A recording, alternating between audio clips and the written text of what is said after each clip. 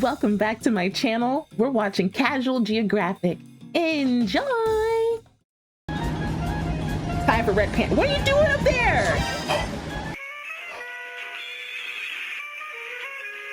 Red pandas are the paralysis demon of depression, and the first thing it sees after hearing boss music. Okay, let's go back. This is what Beware is based off of, isn't it? I can't not think of Beware, and I don't like Beware. I don't know. It's weird. But this thing is so cute. I don't know. The red panda is the cutest thing alive that will take the lives of other animals. We'll get into that. Red pandas are so cute that off instinct I almost don't trust them. They're built like a deliberate distraction from what? What? Give him a briefcase and he looks like he's gonna sell me awful financially crippling insurance, and for the last time I am absolutely on board. The red panda is so adorable, it's almost too good to be true. And like healthcare and insurance payouts, they actually are. This animal is not what you think it is. The internet will have you believing it's a wholesome, ginger, chungus, ooh, raccoon, and panda adjacent, but I know the truth. Do I want to learn the truth right now? Because look at this face. He could sell me anything. Oh my god, is his PR just really good and he's just like not good? Is this the dolphin effect? Like, should I be worried? Do I want to learn more? I do, but I don't, but I do. Let's continue. And I will be exposing them, but first, this video was sponsored by absolutely no one. Except my personal biases, let's get it. First of all, the red panda is the biggest victim of clout jacking in nature. This is actually the original panda. Let me explain. The red panda was first described— I'm part of the problem? Because they look so precious and they look like they do no harm. It's whatever. They're still cute. I don't care what kind of crimes they do. They're adorable. Red panda was first? Wait. In 1825 by zoologist Frédéric Cuvier, who called it the cutest, most beautiful animal he'd ever seen, and even gave it the scientific name Alurus fulgens, which literally means fire cat, and they earned the panda name from the Nepali word bonya, meaning bamboo eater. Sound familiar? Bonya. Well, the obese, bamboo-eating bean chair of a bear was first described in 1869 by Pierre Armand David.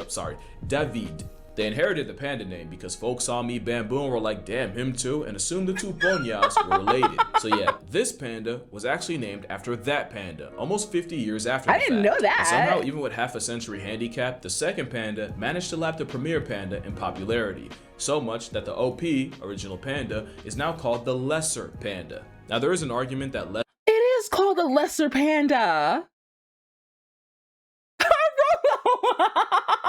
The stolen valor, stolen panda valor. That's crazy. Lesser just refers to size, which is why the giant panda gets body shamed in its own name. But I already don't appreciate gibbons being clocked as lesser apes, much less a commie raccoon being a lesser anything. But it's actually worse for the red panda, because these two pandas aren't related. Giant pandas are bears. They're all cute. People should look up panda attacks to remember that. Red pandas are— well, we'll get to that, but they're not bears. They're not even remotely related, which means the DreamWorks jockey borrowed the name from an animal it's not even related to 50 years after, stole its identity, and left it with lesser. So now, not only does Google acknowledge the biracial bear first when you look up panda, even people that try standing up for the original accidentally overcorrect by saying, you know, red pandas aren't actually pandas. Except they are. They are the bonyas. They came first. I can't think of another animal that's had that happen to it. Except maybe penguins. Penguins got their name from looking like a bird they're not even related to. I'm learning more than I expected. What do you mean? What do you mean penguins aren't penguins? What?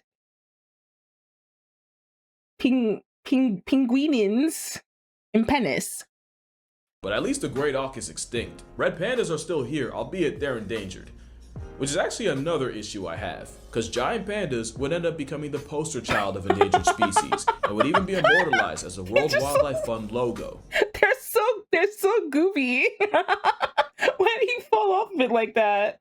And you can't even point to pretty privilege. Red pandas are obscenely pretty, but when you save a nonprofit money on printing fees by being black and white, you get the nod as the logo, and that's not even a joke. The price of color printing got the red panda passed over. They probably wouldn't have gotten the credit anyway, because if you know this logo, you know the company Firefox, and the Firefox mascot was based on a red panda. As adorable as they are, red pandas have been shoved to the shadows. But what if I told you this all could have, and honestly should have, been avoided? Because remember, I said the reds were first described in 1825 by Cuvier. Except Not really. It was actually General Thomas Hardwick That looks way different. That looks way different. who's credited with introducing the fire panda to the Western world, and he even did a presentation at the Linnean Society in London with what's considered the first ever red panda painting in Europe in 1821. Like Cuvier, Hardwick also wrote about them, except in his report, he didn't call it. Every time there's a new picture of it, it looks different. Now this one looks like an otter. Like a ferret otter. A panda. He called it a wa, based off their call. But despite writing the report in 1821, Hardwick's work wasn't published until 1827. With Cuvier's work out 2 years earlier, he got the naming rights, and red panda stuck. If Thomas could have just locked in a little earlier, we'd be calling this a wa or a chiwa, and who knows what butterfly effect follows. So yeah, red pandas got shafted, and as you can tell, I'm fed up for them. But being compared to a bear, retconned as a raccoon, fire fox, and fire cat begs the question, if it's none of these, what even is a red panda? Alright, let's do this one last time.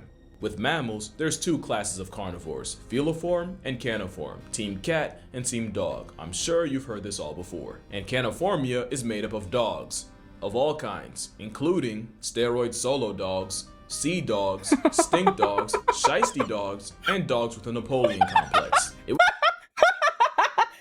Raccoons being the shiesty dogs. Anyway, it was the bear family of Ursidae and the raccoon family of Procyon that split custody, as early scientists classified the red panda as part of one or the other. But DNA research determined that the wa was more like a what and was placed in its own family of Alluridae, of which it's the only surviving member. However, further DNA studies as early as 20 years ago put the red panda under the Mustaloidea superfamily umbrella. And if that's confusing, mustelids are the family of miniature caniform crashouts and weasel rage we all know and love. Hey look, that's Stoffel. Mustaloidea is the superfamily that holds the mustelids, skunks, raccoons, raccoon equivalents, and now the red panda. So while their closest cousins are these guys, the red panda— Wait, am I wrong? Does that family have badgers in it, or am I wrong?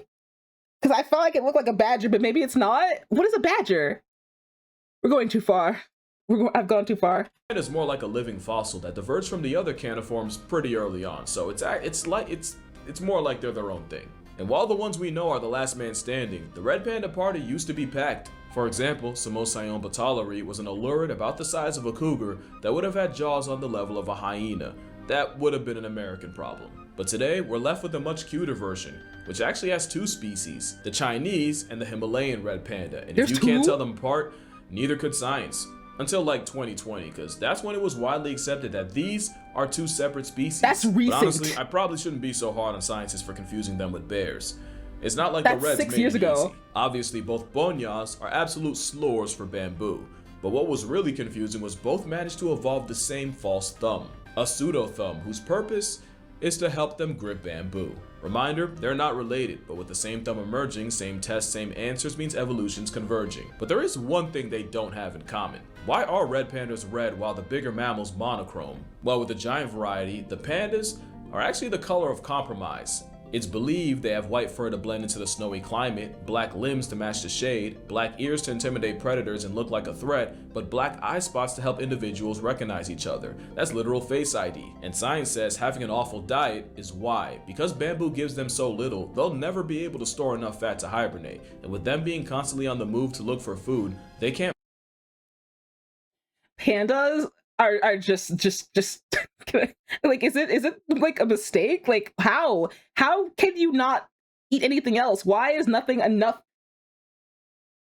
Not nothing. Why are you eating bamboo if it's not enough? If that's not enough, why were you built like this? You weren't built to survive. A mistake, they still survive? Isn't it through like a brute force and human intervention? Isn't that the problem? Barely. Ew, ew, ew, ew, ew. Brad and Rollo on the same wavelength. Isn't it taking lots of human effort to keep them functioning, keeping them going? It's almost as much of a miracle for them to be alive as it is for you to be alive. Oh no, oh no. Yeah, it's crazy. Do they like only eat bamboo? Molt their fur fast enough to match their environment. That's why I said compromise. It's the best nature could do. Red pandas are like the pretty privileged sloths of Asia because they spend 90% of their lives in the trees and they spend most of that sleeping. Go see one in a zoo and you'll see what I mean. Yeah, this was worth the car ride, the train ride, the path train ride, and the price of admission. Yeah. Yeah, it is. Me. Oh, never mind. It was not, however, worth the parking ticket I got. RIP. Nah, it's still worth Red-white fur it. means the wa disappears in fir trees covered by reddish moss and white lichen. But of course, the most famous thing these two have in common is their choice of diet. They fully committed to lives as bamboo sinks, so much that the giant bonya actually lost their ability to taste meat. You might catch a bear trying a dead wildebeest or murking a peacock, but virtually all their protein comes from bamboo. It's even been found that giant pandas have a sweet tooth, with them preferring Why are we sitting in this table, the round table of pandas right now? What is happening? What on earth? natural sugars over water. Red pandas Rimworld 8 with table +3. move to a similar beat of being mostly for bamboo. They'll also mix it up with fruits, nuts, blossoms, the occasional egg, birds, mice. I told you. But red pandas also have a sweet tooth, and it's believed they're the only non-primate mammal able to taste artificial sweeteners, with the was showing a preference How do for we fake know sugar like that? sucralose and aspartame, which makes the sugar fox the only mammal without thumbs that can appreciate NutraSweet and Splenda. The last thing they have in common might not seem that special, but it is to me. Red pandas being pregnant for an average of 100 Look at the baby! I've never seen a baby red panda. It's a nugget. 130 days might not seem like a lot, until you realize cats their size carry kittens for just over 60. And it's because, like giant pandas, red pandas experience delayed implantation, which basically means they can procrastinate pregnancy by having the fertilized embryo just float around before implanting. It means red pandas can put pregnancy on pause and wait till the best possible condition to have kids. Sometimes it takes 90 days, sometimes over 5 months. Both pandas can do this, but to be fair, so can a lot of mammals, like over 100. Red pandas have anywhere from 1 to 4 Sorry. cubs. Is this Don't Starve music? I'm like, my thoughts are wandering. I'm like, is this Don't Starve? If you move a koala from one gentle mix it up eucalyptus tree to another one, it may not realize there's food available. Koalas are struggling too.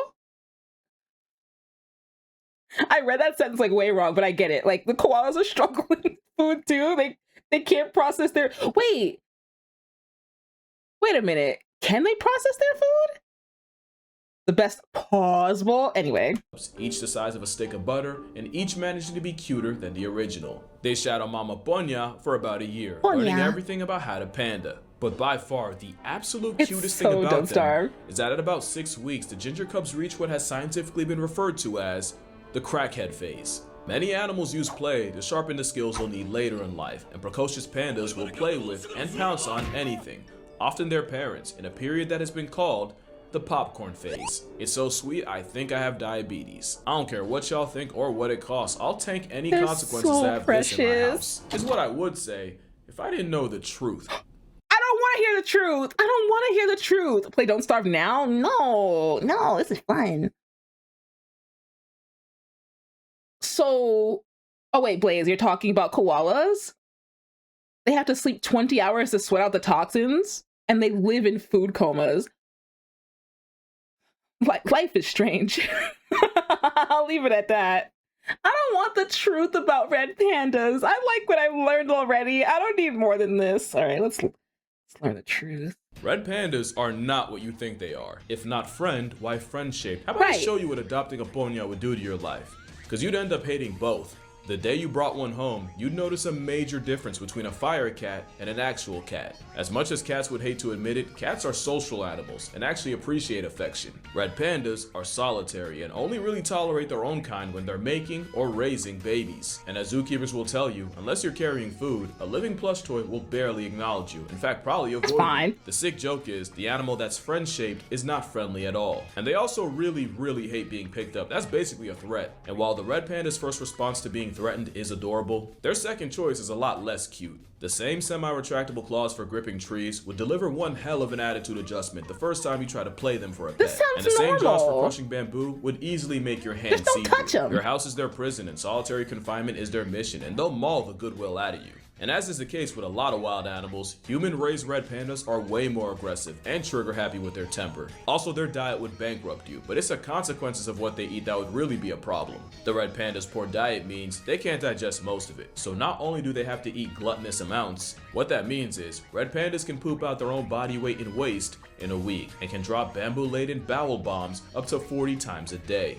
Now add that they constantly send mark with urine and your house would smell like a dog park in August. Almost forgot, red pandas sleep up to 17 hours a day, but are crepuscular, so the only times the panda would panda is when you're either getting ready to or trying to sleep. So you'd be dead broke, sleep deprived up to your collar and caca, and probably missing several fingers and possibly an eye. Not to mention, the rogue panda that's built for the cold and high altitude would lose its mind in your house, and their susceptibility to disease is something you'd never emotionally or financially recover from. But it probably wouldn't even get that far, because the other thing about bringing red pandas into your house, they will find a way out.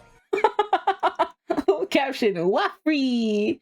Wahoo! That's a promise. Orangutans are definitely the animal that stresses out enclosure engineers the most, but a red-faced ringtail is a close second. The rabbit hole of red this in my pandas house, breaking though. out is hilariously I just wanna see extensive, and also why you could not keep these bastards in Planet Zoo. I challenge you to Google red panda escapes, click news, and marvel at how many times a literal Harry Houdini has humbled humanity. I'm gonna go through some of my favorites. The first documented red panda escape was in they were escape 1978 in artists. the Rotterdam Zoo, aka Die Harde Blijdorp in Netherlands, and it created a phenomenon known as the red panda effect. Because even though the red panda was found just tragically not alive, the zoo still received hundreds of calls and sightings claiming to have seen it, even a year after he had died. The red panda effect is now synonymous with a psychological phenomenon where people tend to see exactly what they're looking for, even when it's not really there, and even provoke What were they commentary on seeing? how the brain tends to fill in gaps in perception and can even alter that perception. Either that or Big Panda gaslit the hell out of the Dutch. In 2007, Yin the red panda made people wait 2 hours on the day of her debut before showing herself, and after taking a brief look around, said nah and immediately escaped. Keepers responded by adding electrical wiring around her enclosure, and that same month, she bypassed that wiring by using overhanging tree branches and got out again. But she never actually left the zoo. She climbed 30 feet up a tree and made the zoo director climb after her to get her. 10 years later, where'd the Sunny the red start? panda escaped, except this time, she fully left the zoo premises and was never seen again, which is crazy because no one clocked a red panda in Virginia, yet somehow after a bloodhound search, bamboo traps, drones, and a several-year manhunt, Sunny's still a ghost, and the reason why? Well, the prevailing theory is that she got fed up with the constant amorous advances from a male named Thomas, and eventually Andy Dufresned herself from him. It wouldn't be the last time, because in 2023 in Poland, Ponzu the red panda broke out and would scale the highest tree he could find to get away from his overly going mate Maja. In December 2015, The worst they could say is no. They leave the whole facility and never come back. They're kind of like cats a little bit, but like not. They're so weird. in the Hangzhou Zoo, a branch broke in the panda cage under the weight of snow, and the 3 reds inside climbed it and escaped. 2 were immediately caught and returned, but the 3rd remained a fugitive for 242 days. And after 8 months of wondering where he was or if he was even still alive, he was eventually discovered in August of the next year, chilling in a tree not far from the zoo, and that's when his life on the lam He's came just to been an end. hanging out. But the most famous red panda runaway was probably Rusty. Rusty the red panda was living in the Smithsonian Zoo, and one morning in June 2013, staff returned to the enclosure to find it short exactly one Rusty. This led to a full-on manhunt, as keepers feared that an animal that cute unsupervised in Washington, D.C. Oh, the answer to people were reporting that they saw. I see. But something so red like this? You thought you saw a cat? was surely kidnapped. Or rather, you thought a They took cat it to was Twitter, this? and Oh. Rusty broke the internet in a way you just had to be there for. It was an entire day where the world was on Panda Watch. Eventually, the internet did what it does, with even politicians on opposite sides getting involved, and Rusty's day off ended when he was found in the Adams Morgan neighborhood and brought back to the zoo. And while the best guess is branches weighed down by rain is how he escaped, zoo officials still aren't 100% sure how Rusty did it, and even brought in a team of zoo experts, basically the Avengers of animal handlers, to investigate. Cause he wasn't gonna tell them, and neither was his roommate Shama, who he was brought in to mate with and hopefully have kids with. Oh, this guy. If you wanted an update, Rusty continued living in DC, and in Did it 2014 not was work out? transferred to the Smithsonian Conservation Biology Institute with Shama, who he apparently warmed up to and had cubs with, until he was transferred to the Pueblo Zoo in Colorado in 2019, where he tragically and unexpectedly passed away in 2021, but not before adding to his legacy by having twins with another panda. RIP Rusty. You got around in every possible way. The irony of red pandas constantly breaking out of zoos is we might not be far from a reality where zoos are the only place we can see them. The reason I made a big deal about the panda thing in the beginning isn't because I have beef with a bamboo bear. Oh, they're going extinct, right? Rusty tried leaving to get milk, and now he's gone permanently. That's sad. All right, let's continue. This is almost over. But yeah, aren't red pandas extinct or going extinct? Not extinct. Maybe that's why there's so many in the zoos right now. We're trying to conserve. I've actually defended them on this channel, but while giant pandas have become the nepo babies of conservation and the face of endangered species, the giant panda has actually been off the endangered species list for about a decade. Meanwhile, the population of giant pandas aren't on the endangered list anymore? Huh. red pandas is estimated to be less than 10,000, and the word estimate's doing some heavy lifting. Some experts fear the real number's closer to less than a quarter of that. Red pandas still have a lot of things threatening their existence, like cheese. The mass production of local cheese popular with tourists and the ever-growing herds of livestock needed to fuel it has been a disaster for many of the red pandas living in Nepal, as a switch from forests to grasslands for grazing is like the worst form of gentrification. Pandas getting outcompeted by chori isn't the only problem. The same dogs used for herding can also end up mauling the endangered ponya. And that's on top of spreading diseases that can pack up the entire red panda population, with canine distemper being one of the worst. And like I said, you can't get away with being that cute without humanity trying to traffic you. There's other threats too, but deforestation, dogs, and degeneracy from humans are the main things pushing the red panda to past tense. So now that I've surely ruined the vibe and possibly your day, what can you do? One way is, if you're going to be a tourist in Nepal, at least do he it in a knows way he's that's up to. sustainable, and using an organization like Red Panda Network to help book eco-friendly, panda-approved trips. Another way is by talking about it. I love the that he power does of Yap this. is boundless. Spread the Red Panda propaganda. And I'm not saying they have to, but if we could get the WWF to change their logo, that'd be dope. But speaking of RPN, the easiest way would be by supporting Red Panda Network, either by donating, which I'll be doing, and if you'd like to as well, I'll leave the link in the description, or even adopting a panda, the unproblematic way. Or you could volunteer, which now there's an idea for a video, but that's gonna do it for this video. Drink water, hug your mother, touch grass, hug your father. Never stop talking about the original panda. You have my permission to be annoying about it. And Let's talk about the original panda. In the next one. Support them. They're so precious.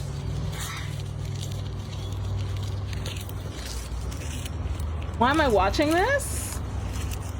Because they're cute. Well, we're learning, but this particular video, they're cute. Also, he didn't give me any truth that discourages me from enjoying a red panda's existence, and I'm pleased about that. I'm very pleased.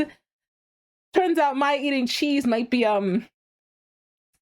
contributing to the downfall of them, so that's not great. That's not great.